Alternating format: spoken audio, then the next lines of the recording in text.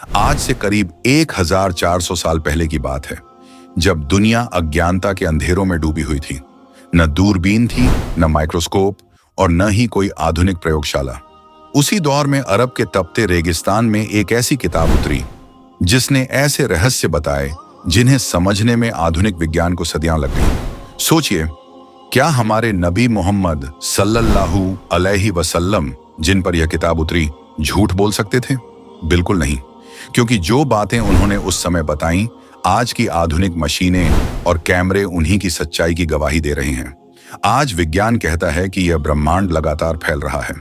इस सिद्धांत को वैज्ञानिक एडविन हबल ने 1929 में साबित किया, लेकिन कुरान ने 1400 साल पहले ही यह सच बता दिया था। सूरह अज जारियात की आयत 47 में अल्लाह फरमाता है, और आकाश को हमने अपनी शक्ति से बनाया है और निस्संदेह हम उसे विस्तार देने वाले हैं। सोचने की बात है, उस समय कौन सी मशीन थी जिसने यह राज बताया कि ब्रह्मांड फैल रहा है? यह सिर्फ अल्लाह का कलाम ही हो सकता है। अब इंसान की पैदाइश को देखिए। आज अल्ट्रासाउंड और आधुनिक कैमरों की मदद से हमें पता चलता है कि मां के पेट में बच्चा किन किन चरणों से गुजरता है। लेकिन कुरान ने यह सच भी 1400 साल पहले बता दिया था। सूरह अल मोमिनून में इंसान की रचना के चरण बताए गए हैं। पहले नुत्फा यानी एक बूंद, फिर अलका यानी लटकता हुआ लोथड़ा, फिर मुद्गा यानी चबाए हुए मांस जैसा रूप, फिर हड्डियों का बनना और उसके बाद उन पर मांस चढ़ाया जाना। हैरानी की बात यह है कि आधुनिक वैज्ञानिक प्रोफेसर कीथ मूर ने भी इन आयतों को देखकर माना कि इतनी सटीक जानकारी उस दौर में लिखी जाना असाधारण है। और अब समुद्रों का राज सुनिए। वैज्ञानिकों ने पाया कि जब दो अलग अलग समुद्र मिलते हैं तो उनके बीच एक अदृश्य दीवार होती है, जिसकी वजह से उनका पानी तुरंत आपस में पूरी तरह नहीं मिलता।